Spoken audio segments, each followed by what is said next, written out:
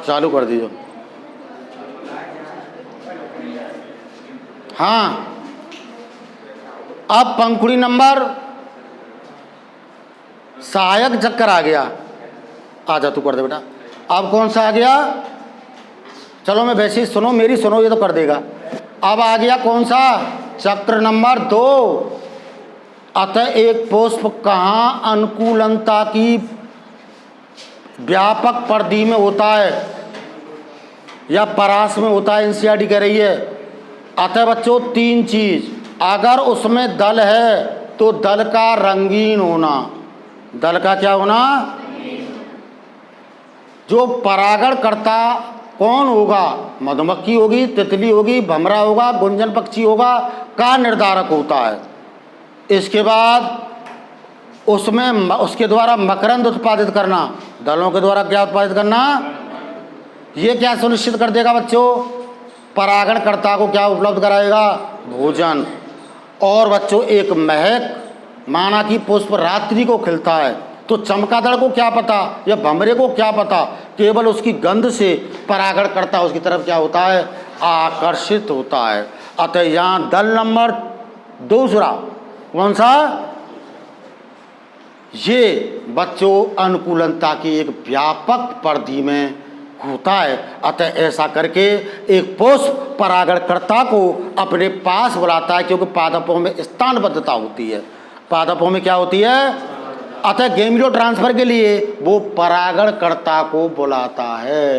किसको बुलाता है? अपने युग्मक स्थानांतरण के लिए किसको बुलाना पड़ता है उसको? चाहे वो जीवीय कारक हो या फिर गुड़िया अजीवीय कारक भी होगा, वो तो आगे आपको पता पड़ जाएगा। इसके बाद बच्चों, इसके बाद जो आप देखेंगे वो क्या होता है? बाह्य दल। अतः बच्चों बाह्य दल को नंबर 1 देता हूं। अब आप देखना, जब ये पुष्प कली अवस्था में था, किस में था? तो सबसे पहले कौन आएगा? कौन सा चक्र आएगा? बाह्य दल। फिर कौन आएगा? दल। फिर कौन आएगा? पुंकेसर। और फिर कौन आएगा? लास्ट में आएगा चौथा चक्र। अतः अब आप इसको ध्यान से सुने। अब कैसे सुने? ध्यान से। अतः बच्चों जब ये चैप्टर खत्म होगा तो ये बीज पर खत्म होगा। बीज जब बन जाएगा तो चैप्टर खत्म हो गया। अतः मैं बीज से ही चैप्टर को उठाता हूँ और आपकी शुरुआत करता हूँ। क्या करता हूँ? एक एक चीज समझनी है। क्या समझनी है? बिल्कुल ध्यान देना है। और इसमें 2 चीजें तो ऐसी आएंगी, चाहे तुम बुढ़े होके मर जाना, ना कोई तुम्हें बताएगा, ना तुम किताब में से समझ सकते। अतः छात्रों, एक बीज और फल कहा जाता है लैंगिक जनन का अंतिम उत्पाद होता है। तो उसी बीज से शुरुआत कर रहे हैं और पूछूंगा अब, क्योंकि अब मैं जोड़ के चलूंगा पहले चैप्टर को। अतः बच्चों ये एक भूमि, और इस भूमि में पादप का जनन द्रव्य, पादप का कौन है? और पादप का जनन द्रव्य होता है बीज। लेकिन इसकी प्राप्ति जब होती है जब लैंगिक जनन पूरा खत्म हो जाता है। अंतिम परिणाम होता है लैंगिक जनन का। आगे देखो बच्चों कि माना कि ये कोई बीज है, क्या है? इस बीज के अंदर ये क्या है? भ्रूण है। इस बीज के अंदर ये क्या है? अगर हम इसको खोल के देखें तो ये ध्यान देना भ्रूण होगा और ये क्या होंगे? बीज पत्र होंगे। और फिर इसके छिलके को या बीज चूल को उतार दो आप। बीजांड से बनता है ये, ध्यान से बच्चों। आप देखो बच्चों, एक भ्रूण का ऊपर वाला भाग क्या कहलाएगा? परांकुर। और नीचे वाला भाग? अतः जमीन में रोपित करते ही मूलांकुर वृद्धि करेगा और कौन सी जड़ बनाएगा? मूसला मूल बनाता है। कौन सी जड़ बनाएगा बेटा? ये मूसला मूल बनाएगा। और ये वाला भाग क्या बनाएगा बच्चों? प्ररो बनाएगा। क्या बनाएगा? इतने में कभी भ्रूण कितना बड़ा था? इतना बड़ा था। इतने में खाद्य सामग्री खत्म हो जाएगी। अतः बच्चों हर बीज के अंदर वो जिस पादप का बीज होता है उसका नन्हा रूप छुपा रहता है, उसे हम क्या कहते हैं? भ्रूण। और यही भ्रूण बढ़ करके क्या बनेगा? बड़ा होगा, पादप हो जाएगा। जब हम माँ के गर्भ में होते हैं तो हमें भ्रूण बोला जाता है, जैसे बाहर आ गए तो बड़े होंगे। अतः बीज के गर्भ से ये बाहर आ गया। अतः बच्चों इसके बाद देखो ये अब तना बनाना शुरू करेगा। एक एक शब्द पूछ लूँगा। ये पर्व, बीच में कौन है? क्या निकलेगी? पत्ती। ठीक है गुड़िया। इसके बाद ये कौन सी कलिका होगी? ये कच्छस्थ कलिका क्या बनाएगी? शाखा। समझ जाइए। और शाखा भी क्या होता है? तना ही होता है। शाखा भी क्या होता है? इस पर भी पत्तियाँ आएंगी, इस पर भी क्या आएंगी? पत्तियाँ।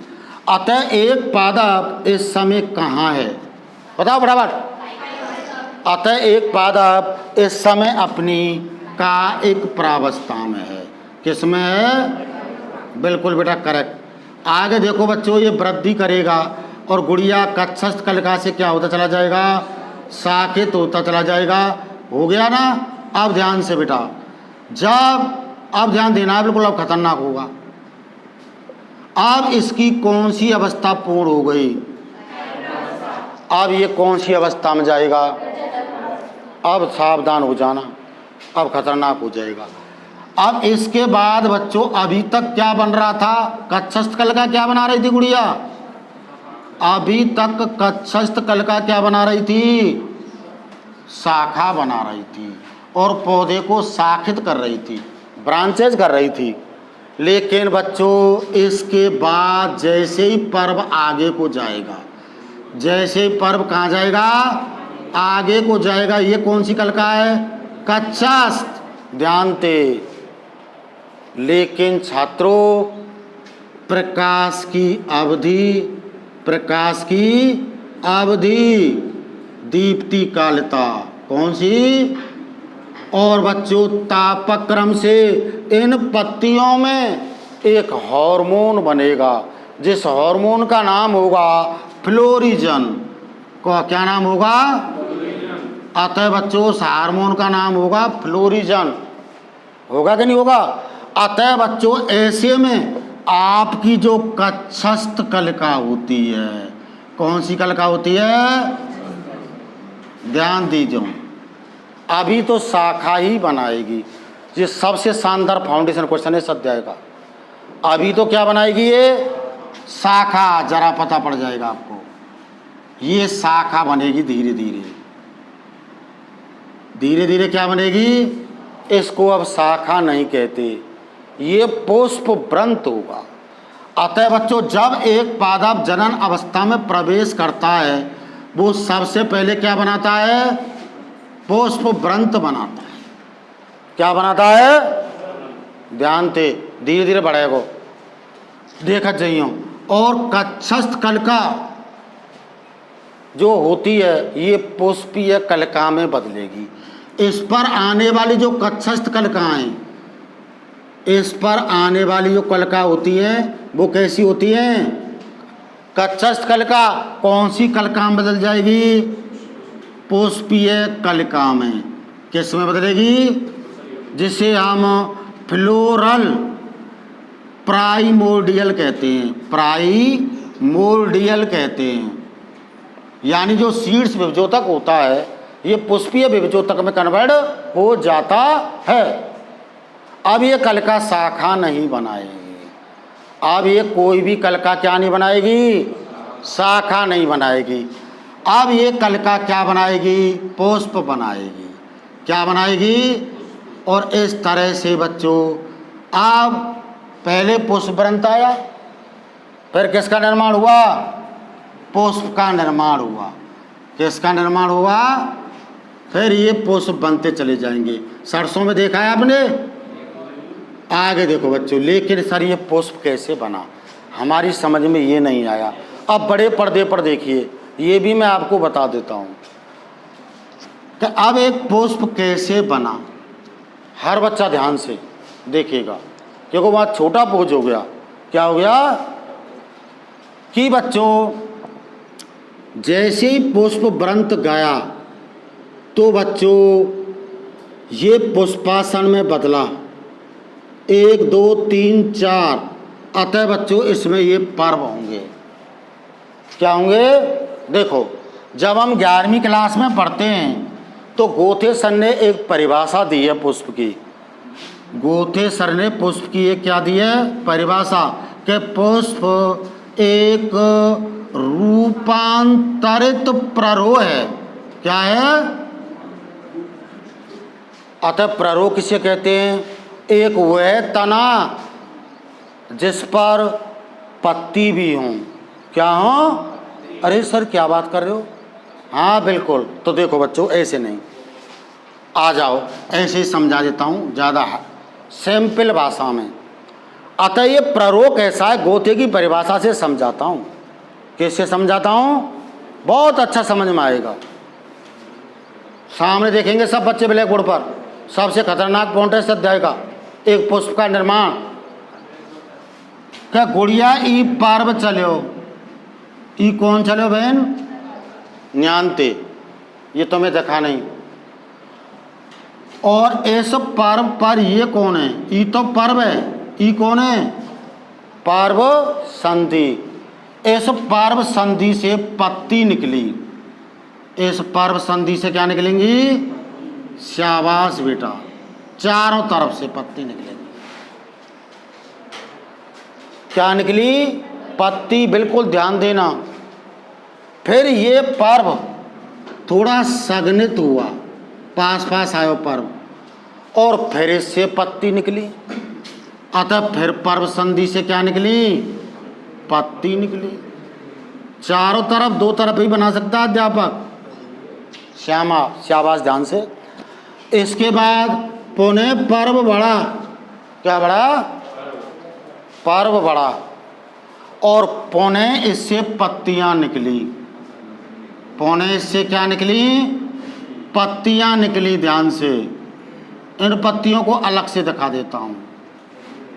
अतः पहली पत्ती निकली ये, इसलिए पहला चक्र। इसका नंबर दूसरी बार, इस पत्ती का नंबर तीसरी बार।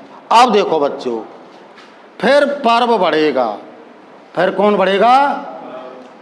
और अंतिम बार पुनः पर्व बढ़ा। एक पर्ण इधर से निकली, एक पर्ण इधर से निकली, ये दोनों पर्ण जुड़ी, और बच्चों ये पर्ण नंबर 4 बन गई। ये पर्ण नंबर कौन बन गई? 4। इस समय आप चक्र का जो 1 2 3 4 नंबर सर ने दिया वो समझ में आया? पहले कौन बनता है? भाई दल। उसके बाद कौन आते हैं? दल। उसके बाद कौन आता है? पुंकेसर। उसके बाद कौन आता है? तो अब सुनो, चूंकि ये सबसे पहले आया, इसने उनको क्या दी? सुरक्षा। अब नीचे के जो तीनों चक्र हैं, नीचे के कौन से चक्र हैं? जो नीचे वाले तीनों चक्र हैं वो अब ग्रोथ करेंगे। क्या करेंगे? अंदर वाले बढ़ेंगे। देखो कैसे बढ़ाऊंगा मैं, अंदर वाले सब बढ़ेंगे। तो देखो बच्चों कि ये पुष्पासन हो गया। ये क्या हो गया? जब ये अंदर वाले बढ़ेंगे, तीनों चक्र, दूसरा, तीसरा और चौथा चक्र, अंदर वाला जब बढ़ेगा तो वो बाहर वाला कहाँ जाएगा? धकेल देगा उसको। अतः बच्चों इनका जाना किधर को होगा? नीचे, क्योंकि अंदर बढ़ेंगे ये चक्र, बाद में आए। अतः गुड़िया जब ये नीचे को जाएंगे तो इन्हें क्या कहते हैं हम? बाह्य दल। क्या कहते हैं? बाह्य दल। हो गया। आगे देखो बच्चों, इसके बाद क्योंकि पत्ती नंबर 2 बढ़ी, पत्ती नंबर कौन बढ़ी है? अतः पत्ती नंबर 2 के बढ़ने से ये बाहर को हुए। अतः पर्ण नंबर 2 क्या है? केवल एक क्लोरोफिल नहीं रखती, जेंथोफिल और कैरोटीनॉइड्स जैसे बैंडक रखती है। अतः ये रंगीन हो जाती है। ये पत्तियाँ, ये पत्तियाँ क्या हो जाती है? और इन पत्तियों को क्या नाम देते हैं? दलपुंज देते हैं। क्या देते हैं? पहली पर्ण ये कौन सी आई? दूसरी। कौन सी आई? अब देखो बच्चों, पत्ती नंबर 3 ध्यान देना, और पत्ती नंबर जो 3 है जरा उसको देखिए, ये रही, ये पत्ती नंबर कौन सी है? 3। अब ऐसी है, ध्यान से बाहर चित्र ले आओ, यही तो खतरनाक है। ये पर्ण नंबर कौन सी आ गई? 3, और इसका नाम है लघु बीजाणु पर्ण। इसका नाम क्या है? जब एक पुष्प प्रारोह है तो वो तना और पत्ती तो रखता है, अतः तू भी क्या है? पर्ण है। और तू भी क्या है? पर्ण है। और तू भी क्या है? पर्ण है। अतः पुष्प एक रूपांतरित प्रारोह होता है।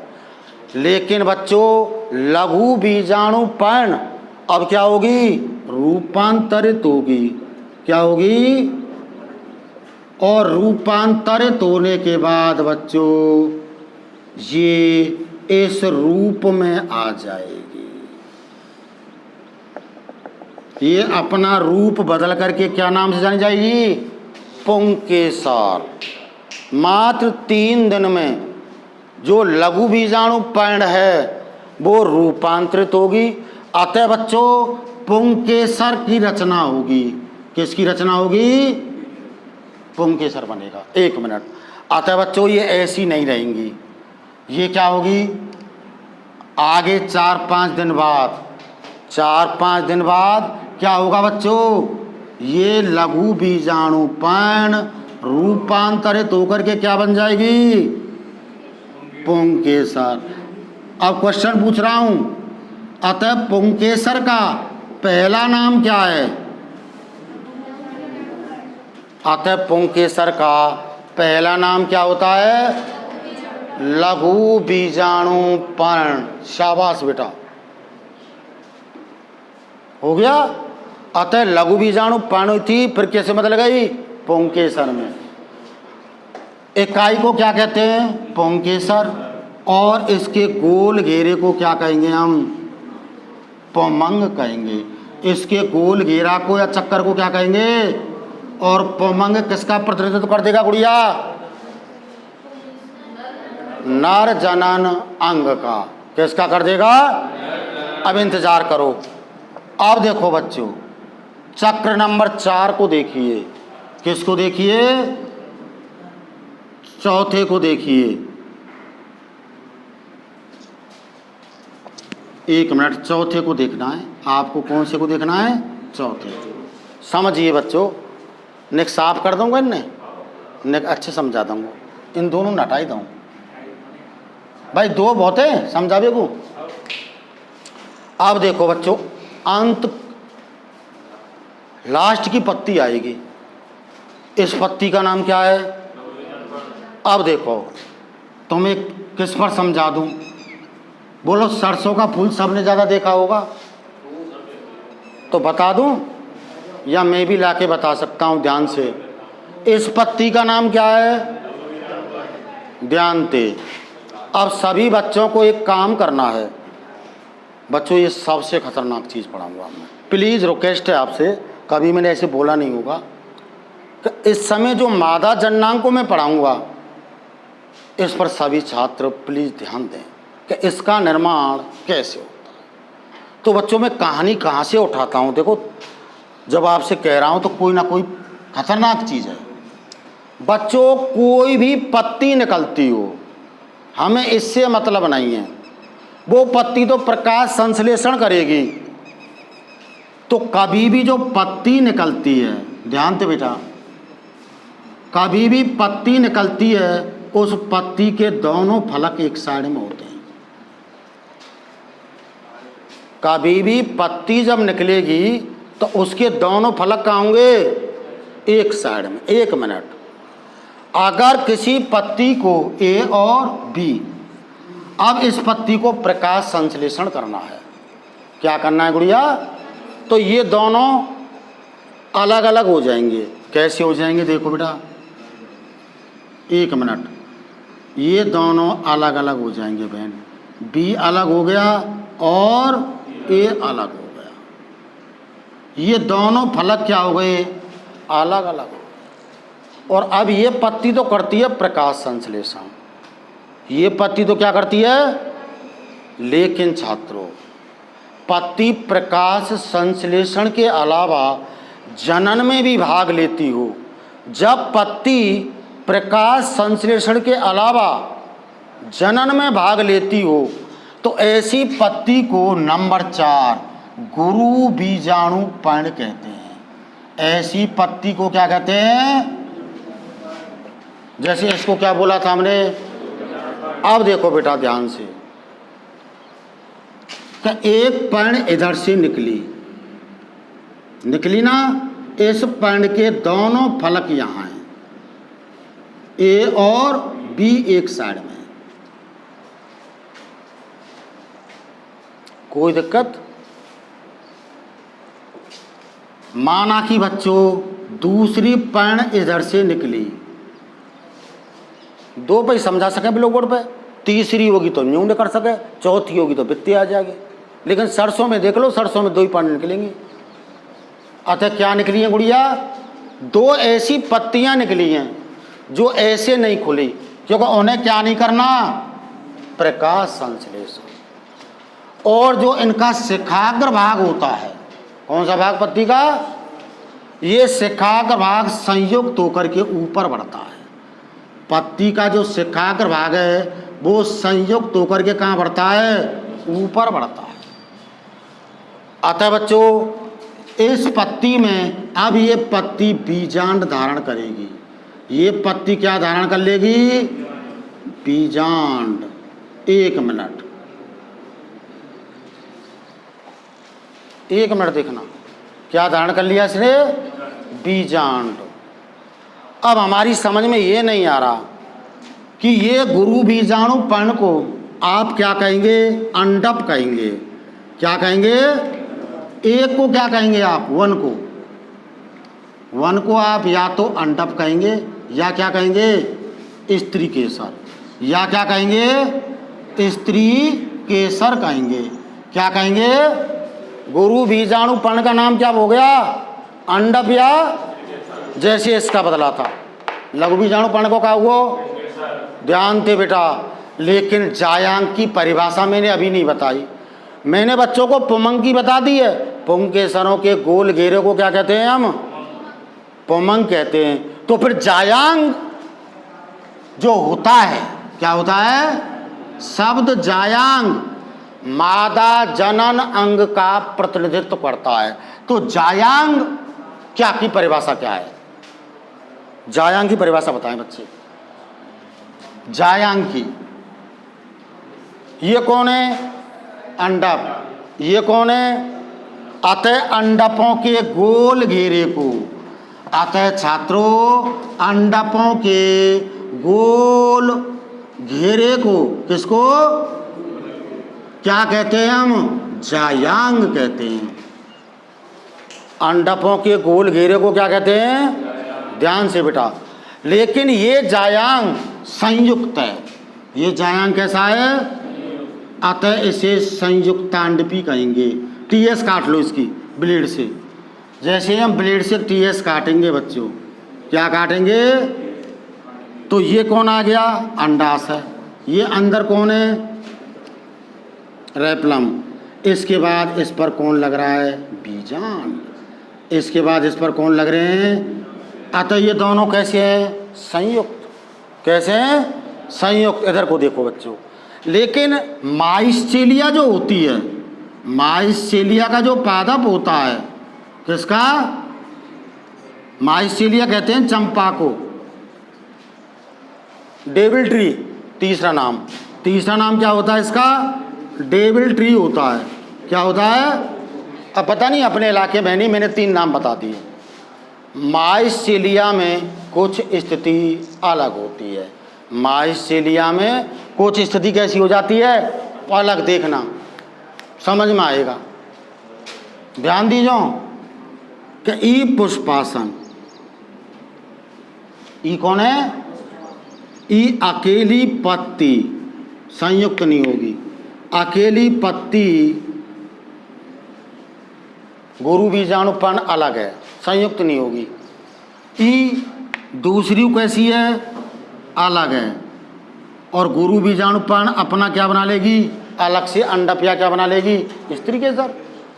ऐसे बच्चों जो पत्ती निकलेगी वो दूसरी वाली पत्ती से संपर्क नहीं रखेगी, दूसरी वाली पत्ती से क्या नहीं रखेगी? संपर्क नहीं रखेगी।